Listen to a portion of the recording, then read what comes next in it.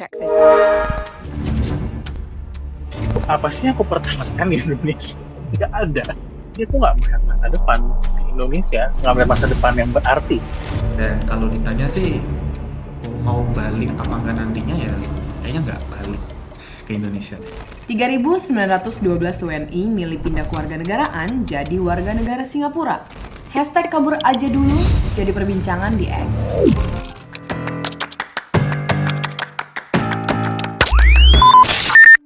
Kabur aja dulu kan lagi ramai banget ya. Kayak ajakan buat kabur ke luar negeri karena ngerasa Indonesia lagi nggak baik-baik aja. Tapi sebelum itu, pernah nggak sih kamu ngeliat Indonesia itu kaya banget loh? Misalnya nih, kayak di cuplikan ini. Indonesia punya banyak banget sumber daya alam yang melimpah, budaya yang kaya raya, dan makanan yang enak-enak, serta generasi muda yang penuh semangat. Selain itu, kekayaan Indonesia bukan sekedar dari emas atau tambang, tapi coba deh lihat jiwa-jiwa orang-orangnya yang masih semangat, mau belajar, dan masih percaya bahwa esok akan lebih baik lagi.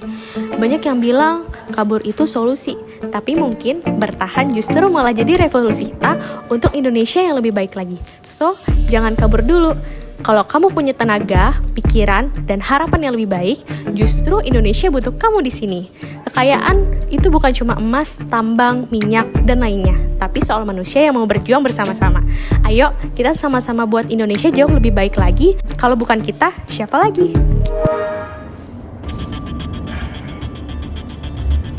Ramainya tagar kabur aja dulu di kalangan anak muda Indonesia belakangan ini banyak sekali menemui pro kontra. Namun ada satu hal yang harus kita ingat, kehidupan di luar negeri belum tentu enak. Apa yang tertangkap kamera belum tentu itu kenyataannya. Rumput tetangga tak selalu lebih hijau. Biaya hidup tinggi, pajak tinggi, adanya diskriminasi dan perbedaan status kita sebagai imigran di sana tentu juga akan menjadi hambatan bagi kita. Perbedaan birokrasi dan juga regulasi yang ada di sana juga dapat menjadi hambatan.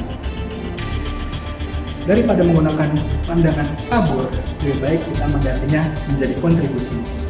Bagaimana kita bisa memberikan kontribusi untuk negeri ini dengan melihat masalah yang ada sebagai peluang, memberikan dampak nyata untuk negeri, dan juga menjadi anak muda yang bisa menjadi agen perubahan untuk membangun Indonesia.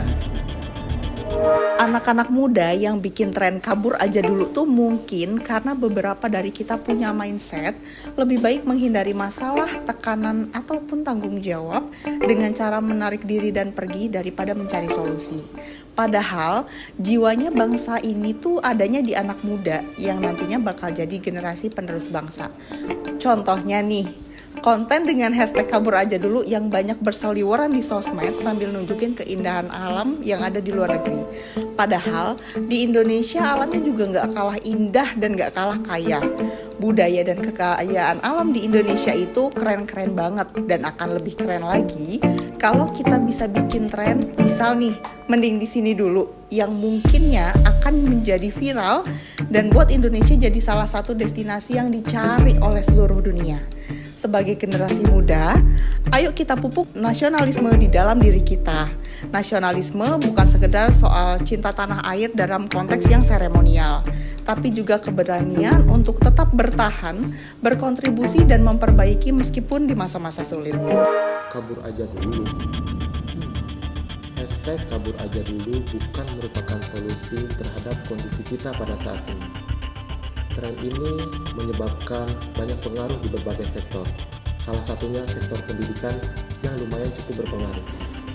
Pendidikan bukan cuma soal ijazah, tapi bagaimana membentuk karakter, membangun ketahanan, serta menciptakan generasi muda yang memiliki pikiran yang panjang. Dalam dunia kerja nanti, baik itu di dalam maupun di luar negeri, tidak akan pernah lepas dari tantangan-tantangan yang selalu muncul. Pendidikan yang kita tujukan bagi generasi muda diharapkan akan memperbaiki kondisi bangsa kita pada saat ini, di mana kedepannya akan menjadi lebih baik untuk mereka. Menghindar dari masalah bukanlah solusi. Kita akan menjadi lebih baik dengan cara perbaikan, bukan dengan meninggalkan.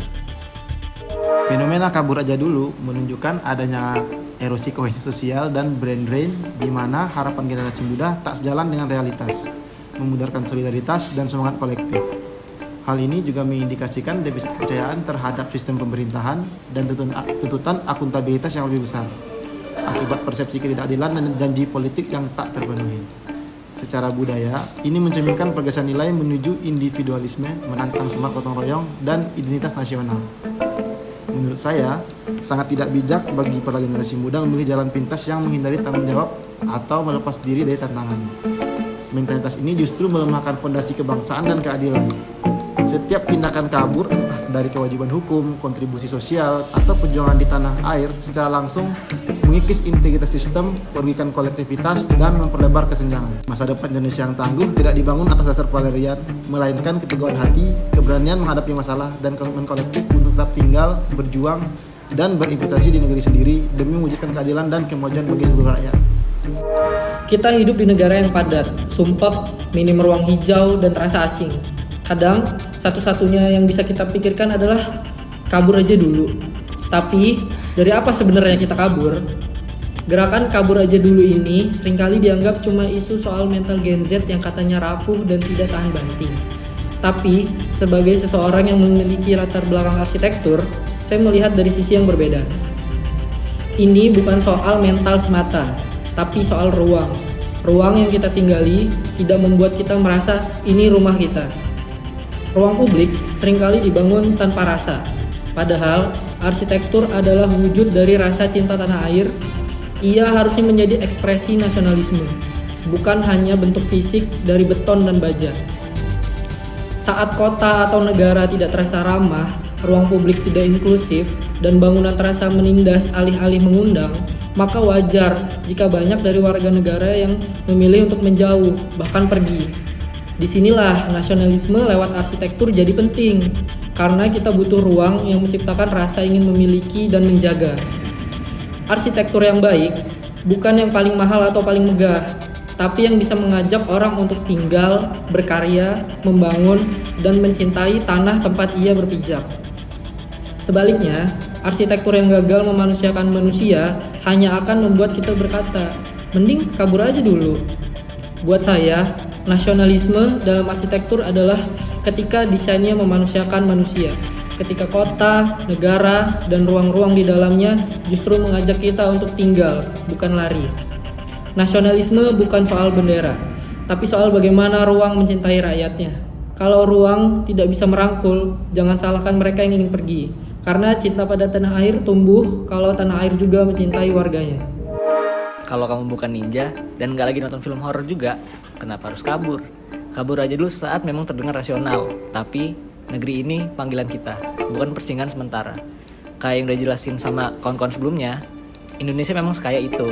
Mulai dari alamnya yang indah-indah, kayak Labuan Bajo dengan Pink Beach dan komodonya merupakan spesies endemik yang hanya ditemukan di sini.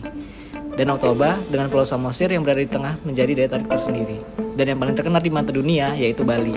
Dengan kekayaan ragam pantainya dan budaya, Bali seringkali masuk dalam daftar best island in the world. Selain kekayaan alam, Indonesia juga menyediakan akses pendidikan yang berkualitas melalui beasiswa LPDP hingga program online Coursera dan kampus Merdeka menjadi pintu bagi siapapun untuk mendapatkan pendidikan yang layak. Indonesia juga memiliki soft power, seperti film Indonesia dengan judul Yuni yang rilis pada tahun 2021 mendapatkan penghargaan internasional. Dan juga Indonesia memiliki ragam alat musik tradisional yang sama kayanya, seperti angklung, gamelan, sasando, gambang kromong, dan masih banyak lagi.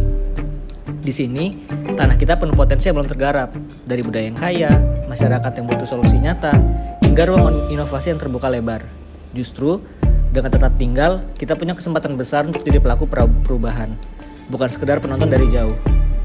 Bertahan bukan berarti diam, tapi bergerak, berkarya, dan membuat Indonesia bangga karena kita tidak memilih lari, tapi memilih bertahan pada negeri. Tidak perlu menjauh untuk membuktikan diri.